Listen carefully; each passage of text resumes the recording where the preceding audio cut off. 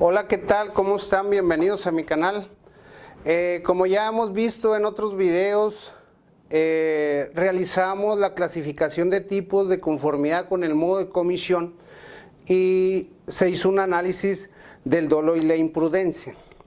También vimos la clasificación de tipos de acuerdo a la conducta del sujeto activo y analizamos los delitos de acción y delitos de omisión. Ahora vamos a ver una clasificación de tipos de acuerdo a su ordenación metodológica.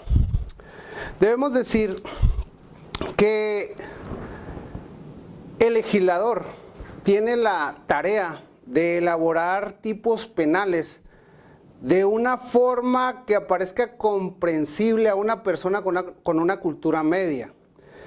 Si nosotros decimos que un tipo penal es un texto que está plasmado en un código, es un texto creado por el legislador, ese texto debe de estar expresado en unos términos lingüísticos comprensibles que a la vez comprendan la abstracción y generalidad que necesitan todos los tipos penales. ¿Por qué se requiere que el tipo penal sea general, abstracto e impersonal? Porque deben de ser fórmulas genéricas de hipótesis delictivas donde pueda encajar o embonar cualesquier conducta llevada a cabo por el ser humano. Se trata de hacer la fórmula del tipo penal de una forma tan general que cualesquier conducta que el legislador considere necesario encuadrar en esa hipótesis delictiva se pueda encuadrar. Así es como surgen los tipos básicos. Debo decirles que el tipo básico es la espina dorsal de la parte especial del derecho penal. Si ustedes analizan su código en su parte especial, que aquí en el Código de Chihuahua inicia en el artículo 123, donde está previsto el delito de homicidio, a partir de ahí empezarán a ver la clasificación de tipos penales que nuestro legislador realiza. Y cuando hace esa clasificación, esa descripción de la hipótesis del delito, de la hipótesis delictiva, lo hace de una forma general que viene a dar vida a los tipos básicos. Decíamos que los tipos básicos son la espina dorsal o la columna vertebral de la parte especial del derecho penal, porque si ustedes analizan su código van a ver cómo está lleno de tipos básicos. Sin embargo, hay ocasiones en que el legislador, al describir el tipo, no le es posible comprender algunas circunstancias que agravan o atenúan la antijuricidad o culpabilidad del sujeto. Y entonces se hace necesario crear tipos derivados del tipo básico. Y estos tipos derivados ya sea aumentan o disminuyen la penalidad del tipo básico, pero no modifican su estructura, no modifican la estructura del tipo básico y se convierten en complementos o circunstancias, ampliaciones de la tipicidad. Se les dice circunstancias amplificadoras de la tipicidad o amplificadoras de la pena. Y así es como surge el tipo complementado. El tipo complementado, por lo que acabamos de decir, puede ser agravado o calificado y puede ser atenuado o privilegiado o disminuido. Pero hay ocasiones en que esas notas características que se le tienen que agregar al tipo básico ya surgido, modifican de tal forma su estructura que crean un tipo especial, y ese tipo especial excluye la aplicación del tipo básico, no obstante que el tipo básico le dio su vida y le dio su origen, cambian de tal forma que se convierten en un tipo diferente y hay que atender a la descripción legal concreta en los tipos especiales. Los tipos especiales también pueden ser agravados o atenuados o privilegiados. Entonces, de acuerdo con la ordenación metodológica que hace el legislador, vamos a conocer tipos básicos o fundamentales, tipos complementados, agravados o atenuados y tipos especiales igual agravados o atenuados. Vamos a empezar a ver cada uno de ellos para que quede una mejor comprensión. Les voy a poner aquí las características que se deben surtir cada uno de ellos. Primero vamos a ver las características y luego les voy a poner ejemplos con el código en la mano. Van a ver cómo es verdaderamente sencillo comprender este tema. Vamos a describir pues primero los tipos básicos, las características del tipo básico. Los tipos básicos son los que más existen, o los principales, pues, los que hacen nacer a una familia de delitos. Los tipos básicos los ordena el legislador en base al bien común, al bien jurídico que se hace común en toda esa familia de tipos. Y entonces se puede decir que el tipo básico es el papá de todos los tipos penales derivados. Entonces, él es capaz de heredarle el nombre a los otros tipos. Otra característica que tiene el tipo básico, además de tener la posibilidad o capacidad de heredarle el nombre a los demás delitos, a los demás tipos, a los derivados de él, también es independiente. Es independiente. ¿Por qué? Porque tiene vida propia. Es autónomo.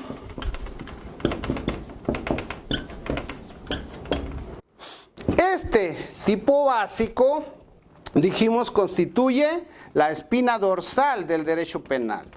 En su parte especial, desde luego.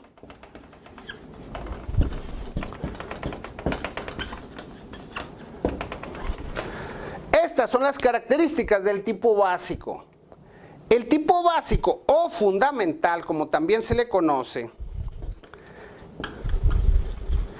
son, por ejemplo, en los delitos patrimoniales dijimos que forma toda una familia de delitos.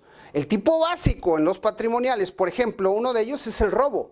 Y después de ahí el robo va a haber toda una familia de delitos que tienen que ver con el robo. En tratándose de delitos contra la vida, un tipo básico es el homicidio, del artículo 123, el robo está en el 208. En tratándose de delitos sexuales, un tipo básico es la violación, y de ahí se derivan más familia de las violaciones. Eso es las características del tipo básico, y esos son 3 ejemplos. Vamos a ver un patrimonial, un sexual y uno contra la vida. Vamos a ver ahora las características del complementado. El tipo complementado es un tipo, dijimos, derivado del básico. Pero este tipo complementado puede ser agravado o atenuado. Estos atenuados se conocen como privilegiados también o como disminuidos. Estos, a diferencia del tipo básico, estos son los que heredan el nombre. Entonces, aquí vamos a cambiarle, dice, heredan el nombre del tipo básico. Heredan el nombre del básico.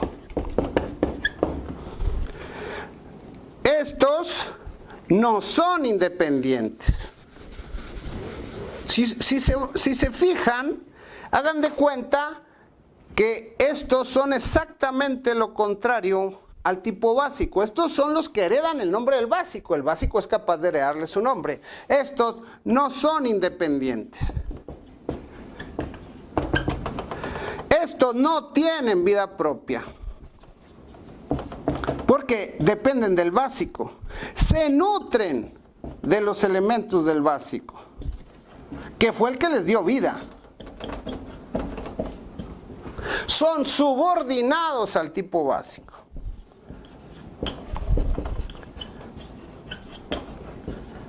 El básico es el papá. Son subordinados al tipo básico. Estos tipos complementados solo sobreviven si logramos acreditar un tipo básico. Un ejemplo de un patrimonial sería el robo con violencia en las cosas, el robo en casa habitación, eso están previsto en el 211, fracción primera del Código Penal, y 212 también, fracción primera del Código Penal. Esto por lo que hace a los patrimoniales. En tratándose de un tipo complementado de homicidio, de delitos contra la vida, del homicidio, son los del 136, el homicidio con ventaja, el homicidio por premeditación, el homicidio por alevosía, etcétera. Esos son ejemplos de tipos complementados, agravados o calificados. Y en tratándose del delito de violación, el básico es el 171, pero si se le relaciona con el numeral 175, encontramos que la violación es agravada en razón del número de sujetos que intervienen, por cuando se violenta la fe o seguridad que tácita o expresamente se espera de una relación que inspira confianza o respeto, cuando es un pariente consanguíneo cercano quien te impone la cópula, etcétera. Estos son casos de tipos complementados. Ahorita vamos a explicar para que puedan entender todas sus características. Y luego ahora el tipo especial. El tipo especial, decíamos que originalmente surge también del básico, pero las notas características o los elementos configurativos que se le agregan a este tipo creado lo hacen diferente al básico, de tal forma que tiene que excluirse la aplicación del básico, que fue el que le dio vida. Entonces, estos tienen vida propia. Excluyen la aplicación del básico.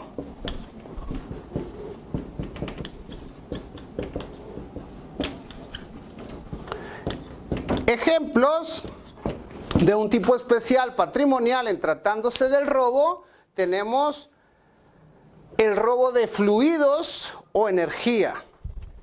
Tenemos ese es el artículo 209, tenemos el artículo 210, el robo de uso. En tratándose de homicidio, tenemos el parricidio, que nuestro código maneja como parricidio propio o parricidio impropio, que está previsto en el artículo 125 del Código Punitivo Estatal. Y por lo que hace al delito de violación patrimoniales, en el artículo 171, en su quinto párrafo, establece la violación con un objeto distinto al miembro viril. Ese es un tipo especial. Y otro tipo especial vendría a ser la violación, que se maneja así, en personas menores de 14, con falta de capacidad para comprender el significado del hecho, o que por cualquier otra circunstancia no puedan resistirlo. Esos son ejemplos de tipos especiales. Ahora vamos a poner ya casos concretos para que, más que casos concretos, ejemplos con los artículos para que puedan comprender cada uno de ellos. El robo, vamos a poner el caso del robo. El robo tiene elementos configurativos o elementos típicos definidos. El artículo 208, el robo que dijimos es el básico, requiere una conducta consistente en un apoderamiento. Ese apoderamiento debe ser con ánimo de dominio y debe recaer sobre una cosa mueble. Esa cosa mueble debe ser ajena, total o parcialmente. Y el apoderamiento debe ser sin derecho y sin consentimiento del propietario. Estos, muchachos, son los elementos configurativos del tipo penal de robo, tipo básico. Él es el papá. Este es el fundamental. Si ustedes analizan su código, van a ver que viene el robo y luego de ahí vienen una serie de artículos. Bueno, este robo es el tipo básico, el tipo simple. Para el numeral 208 le establece una pena dependiendo del monto de lo robado, ¿sí? En la fracción primera es de 6 meses a 2 años de prisión si el monto de lo robado no rebasa 500 veces la unidad de medida de actualización. Si rebasa las 500 pero no las 1000, la pena será de 2 a 4 años, pero si rebasa las 1000, la pena será de 4 a 10. Si se fijan, esa es la pena para el básico. Ahora, si ustedes analizamos estos elementos, hay ocasiones en que por razones del lugar, por razones del medio comisivo, por razones de circunstancias personales del sujeto, se tiene que ampliar la tipicidad. Si observan entonces, si analizamos el numeral 211 y el numeral 212 del mismo Código Penal del Estado de Chihuahua, verán que aquí se establecen tipos complementados agravados. Por ejemplo, el artículo 211 en su fracción primera, si tienen su código ahí a la mano, revísenlo. Dice, además de las sanciones que correspondan conforme a los artículos anteriores, se aplicará prisión de 1 a 3 años, fracción primera, cuando se cometa con violencia en las personas o en las cosas. Entonces, si el sujeto, vamos a suponer que se pretende robar un autoestéreo de un vehículo y para hacerlo rompe el cristal, entonces estamos hablando de que está ejerciendo violencia en las cosas. ¿Sí? Si ustedes se fijan, la redacción del 211 dice, además de las sanciones que corresponden a los otros artículos, se aplicará, se aumentará la prisión de 1 año a 3 cuando el robo se cometa con violencia en las cosas. Entonces, este es un tipo complementado agravado del robo que se llama robo con violencia en las cosas. Robo con violencia en las cosas. Si ustedes se fijan, para que pueda tener vida esta agravante del robo con violencia en las cosas, es necesario que primero actualicemos un robo. Primero tenemos que demostrar que hubo un apoderamiento con ánimo de dominio de cosa mueble, ajena total o parcialmente, sin derecho y sin consentimiento del propietario. Y luego el complemento que establece el 211 se acredita que hubo violencia en las cosas y con eso tienen ya un tipo complementado agravado del robo. Este tipo básico le dio vida a aquel. Aquel se nutre de los elementos del básico, no tiene vida propia, puesto que su vida depende del principal, del papá. Y fíjense cómo le hereda incluso el nombre. Este se llama robo y este se llama robo con violencia. Van a ver ustedes, robo en casa habitación, robo de vehículo, robo en tiendas de autoservicio, robo en lugar cerrado, robo en dependencias, robo utilizando arma de fuego. ¿Se fijan entonces cómo de este tipo básico se derivan otros? Que esas circunstancias son amplificadoras de la pena, porque estas circunstancias solo complementan al básico. Y entonces este robo, este tipo básico forma toda una familia de delitos de robo, los cuales todos llevan su nombre. Esto es por lo que hace a un patrimonial. Pero si analizamos un delito contra la vida, es la misma. El tipo básico de los delitos contra la vida es el homicidio. El artículo 123 del Código Penal, homicidio. ¿Qué se requiere para el homicidio? Una conducta, acuérdense que el derecho penal sanciona conductas, una conducta tendiente a privar de la vida.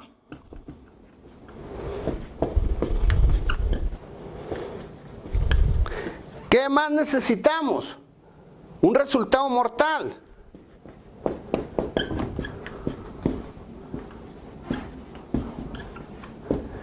Obvio que esa conducta sea realizada por un agente externo, o sea, por un tercero.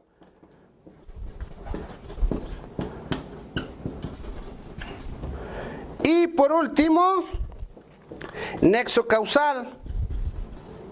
Estamos hablando de un delito de resultado, nexo causal entre el primero y segundo elemento. Es decir, entre la conducta y el resultado mortal. Es decir, que la muerte sobrevenga a consecuencia directa e inmediata de la conducta realizada por ese tercero ajeno. Si ustedes se fijan, estos son los elementos del tipo básico. El tipo básico del 123 tiene una penalidad de 8 a 20. Si ustedes analizan eso, tiene una penalidad de 8 a 20. Privar de la vida a otra persona por medio de un agente externo, o sea, que sea una persona ajena al sujeto, o sea, no un suicidio, pues es lo que trato de decirles. Y que exista nexo de causalidad entre la conducta y el resultado. Pero si ustedes analizan, muchachos, este tipo penal tiene vida propia, es independiente, pero es capaz de producir otros tipos, agregándoles circunstancias especiales, ya sean objetivas o personales, que aumentan el grado de antijuricidad y culpabilidad. Y este es el artículo 136 del mismo cuerpo de leyes.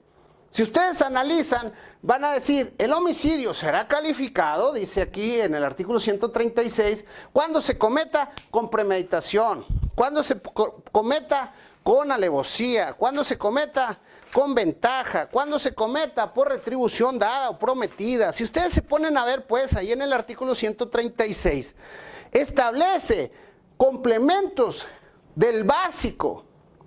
Por ejemplo, dice, el homicidio y las lesiones son calificadas cuando se cometan con premeditación, y luego dice fracción primera. Existe premeditación cuando se ejecuta la conducta después de haber reflexionado sobre el delito que se va a cometer. Entonces, si ustedes se fijan, estos son los elementos del básico. Pero para poder hablar de un homicidio con premeditación,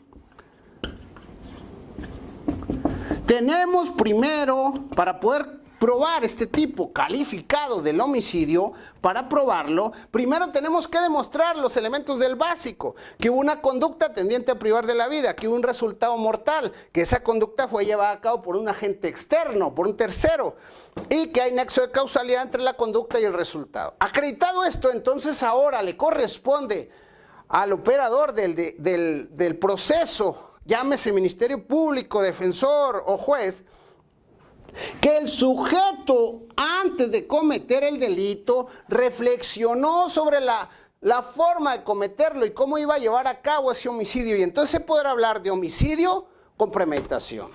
Y entonces se convierte en un tipo complementado, agravado del homicidio. Este homicidio premeditado no tiene vida propia, no es independiente, no es autónomo, se nutre de los elementos de su papá, que es el tipo básico, quien le dio la vida, quien le da sus elementos, este es autónomo, este es subordinado a este otro. Y este tipo agravado, ¿por qué? Porque si ustedes checan el homicidio en el 123, establece una pena de 8 a 20.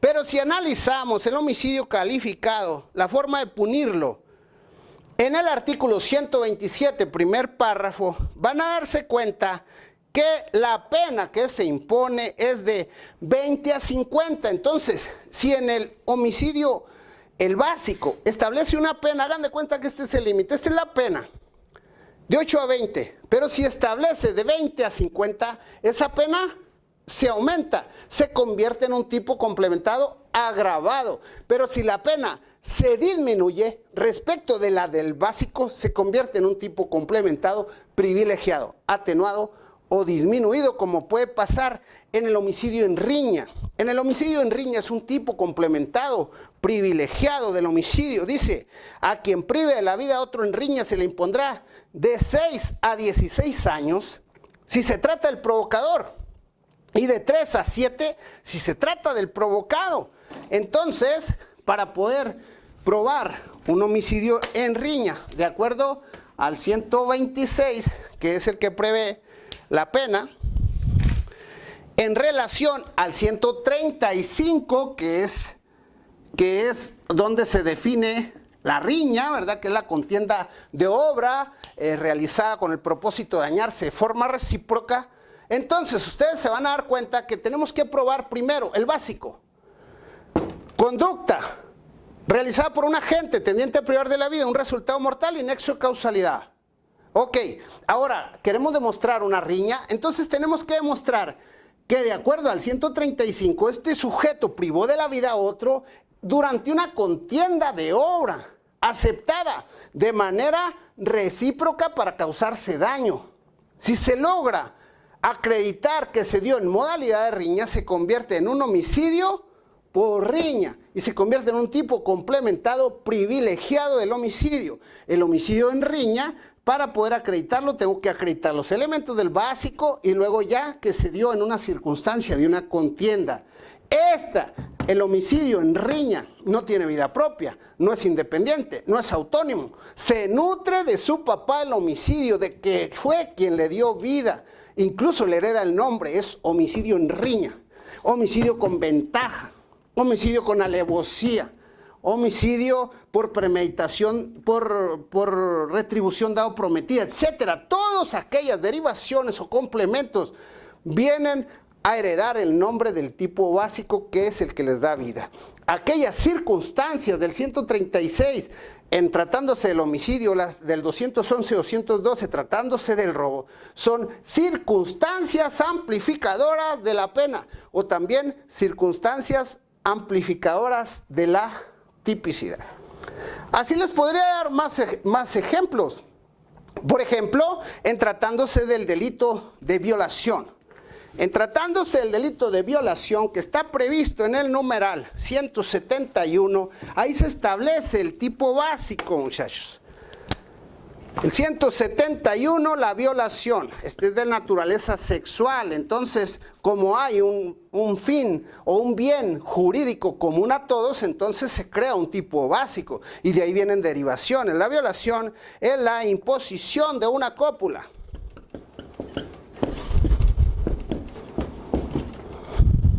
Esta imposición de la cópula puede ser vía anal, vaginal u oral. Y esa imposición debe ser mediante la violencia. La violencia física o moral. Física o moral.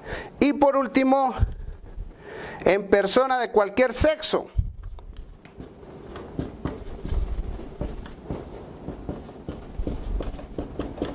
Este es el tipo básico.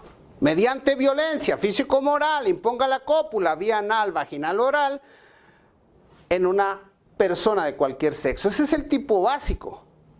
Pero ¿qué pasa si en esa violación intervienen dos sujetos? Esa intervención o superioridad numérica respecto de la víctima facilita el éxito del delito. ¿Qué pasa cuando quien viola a la víctima es el padrastro? ¿Qué pasa si es el vecino? Entonces, esa cercanía, esa relación de amistad que pudiese haber entre un vecino y sus otros vecinos, o la relación que puede haber entre un padrastro y su hijastra o hijastro, esas son relaciones que inspiran confianza o respeto, de los cuales se debe esperar seguridad.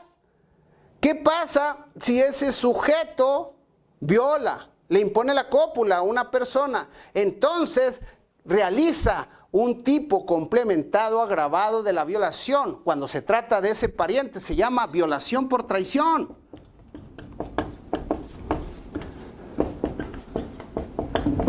Pero ¿qué pasa cuando son dos o más sujetos, suponiendo que no lo conozcan, y son dos personas quienes violan a uno? Esa superioridad numérica facilita el éxito del delito y eso se llama violación tumultuaria. El legislador, pues, establece ampliaciones típicas por cuestiones de política criminal, porque hay circunstancias que amplían la antijuricidad o culpabilidad del hecho. O algunos la atenúan, pero en este caso hay puras ampliaciones en las violaciones, en los delitos sexuales. Para poder yo probar una violación por traición, cuando es un pariente, el padrastro, sobre la hijastra, tengo que probar primero que hubo una cópula, que hubo una penetración con el miembro viril, vía anal, vaginal o oral, que se dio mediante la violencia física o moral, La violencia física es el sometimiento por medio de la fuerza muscular. La violencia moral es la coacción o amenaza.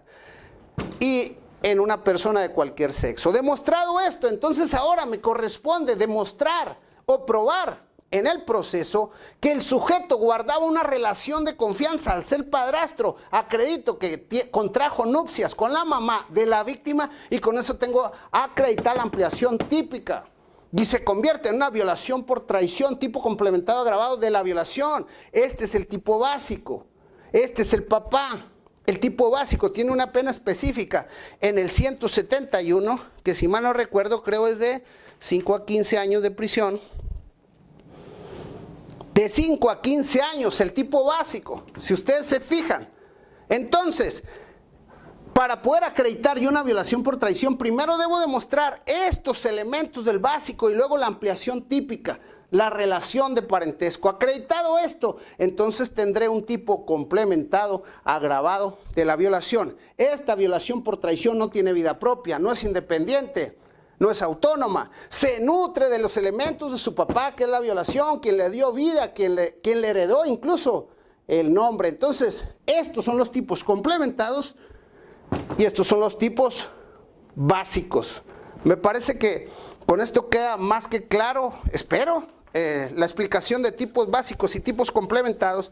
Ahora pasa rápido, vamos a pasar para no prolongar más esta exposición a los tipos especiales. Los tipos especiales, muchachos, se les agregan notas características que lo hacen diferente al básico. Eso es lo que les hace especiales. Se agregan ciertas notas que finalmente terminan adquiriendo vida propia, independiente, autónoma y que excluyen la aplicación de aquel que les dio vida e incluso tienen pena autónoma. El delito de robo decíamos que era un apoderamiento de cosa mueble, ajena, etc. Los elementos que ya vimos ahorita del robo. Cuando hablamos de cosa mueble, este elemento configurativo, el tipo penal de robo, es un elemento normativo. Y es normativo porque es un elemento de valoración jurídica. ¿Qué debemos entender por mueble? Por mueble se debe entender todo lo que se puede trasladar de un lugar a otro por sí mismos o por una fuerza externa. Ahora, el legislador observa que en la vida real hay personas que roban gas. Hay personas que roban energía eléctrica y ponen los diablitos y se roban la energía. Y entonces uno se pregunta, ¿esos bienes son muebles? ¿Realmente esas características que tiene esos fluidos o esa energía puede considerarse mueble? ¿Puedes guardarlo en una cajita o en una bolsita? ¿Puedes guardarlo en un contenedor? Y entonces existe la duda de si ese elemento que sustraen o que aprovechan, mejor dicho, es de naturaleza mueble. Ante eso, para no beneficiar a los delincuentes con la impunidad, el legislador crea un tipo diferente al tipo básico y le llama tipo equiparado al robo. Y entonces establece un tipo especial, que es el robo de fluidos. Si nosotros vamos a ver, el robo de fluidos adquirió vida propia independiente. Dice, se impondrán las mismas penas del artículo anterior, artículo 209, el anterior es el tipo básico, a quien sin consentimiento de la persona que legalmente puede otorgarlo, aproveche energía eléctrica o cualquier otro fluido. Fíjense entonces cómo esta redacción típica ya se apartó ahora sí de los parámetros, ya no tenemos que demostrar el apoderamiento de cosa mueble, porque incluso los fluidos o energía ni siquiera son susceptibles de apoderamiento, sino de aprovechamiento. Y así es como surge un tipo especial derivado de este que le dio vida, pero ya adquirió vida independiente. A mí se me ocurre pensar, cuando veo estas figuras de tipos y veo toda una familia de delitos, yo digo, el robo, el tipo básico del 208 es el papá. Los del 211 y 212 que dependen del tipo básico de su padre son los hijos menores de edad. Vean, en una familia está el papá, están los hijos. Estos hijos dependen de su padre. Él es el que les da alimento, Él es el que los nutre. Y entonces no tienen vida propia independiente hasta en tanto crezcan. Y yo pienso, el tipo especial es un hijo del robo que ya creció y se hizo independiente, autónomo e hizo su propia vida. Si nosotros vemos, eso es en el caso del robo. Vamos a ver un caso de la violación, un tipo especial del caso de violación. En el 171 se establece la violación, el tipo básico. Si analizan el 171, como ya lo dijimos hace un momento, de la violación, establece ciertos requisitos: imponer la cópula mediante violencia físico-moral, por vía anal, vaginal o oral, en persona de cualquier sexo. Esos son los elementos de la violación, ya lo dijimos. ¿Qué pasa? Digo, en el mismo 171 se dice ¿qué se entiende por cópula? ¿Qué se entiende por cópula? Cuando digo imponer la cópula, vía anal, vaginal, oral, ¿qué se entiende por cópula? La introducción del miembro viril, del pene, por vía anal, vaginal, oral. ¿Qué pasa? ¿Qué pasa cuando el sujeto activo no introduce el pene, sino introduce un objeto distinto al miembro viril, como pudiera ser un plumón o un dedo o cualquier otro objeto? Entonces dirías, ah caray, pues entonces ya no es violación, porque cópula es la introducción del pene. Ah, entonces se convierte en una violación por equiparación. El legislador crea un tipo especial y dice, cuando el sujeto activo, mediante violencia físico-moral, introduzca un objeto distinto al miembro viril por vía anal o vaginal, se aplicarán las mismas penas de la violación. Entonces fíjense cómo se excluye el tipo que le dio vida.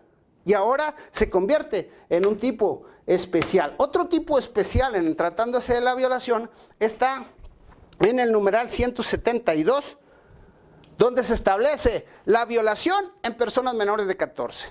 Si ustedes analizan el texto, la hipótesis delictiva, el 172 dice se aplicarán de 6 a 20. Fíjense cómo es un tipo especial agravado. El tipo básico de violación establece 5 a 15 la pena, pero este de 6 a 20. Dice, se aplicarán de 6 a 20 ¿a quién? Fracción primera. Realice cópula con persona menor de 14 años. Aquí, ¿cuál es la diferencia con el papá, con la violación que le dio vida? ¿Cuál es la diferencia?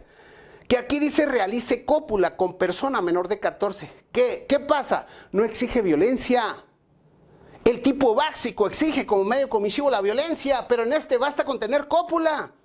Por eso en el caso ese de Gloria Trevi y Sergio Andrade se preguntaban, oye, ¿por qué hubo violación si era una joven de 13?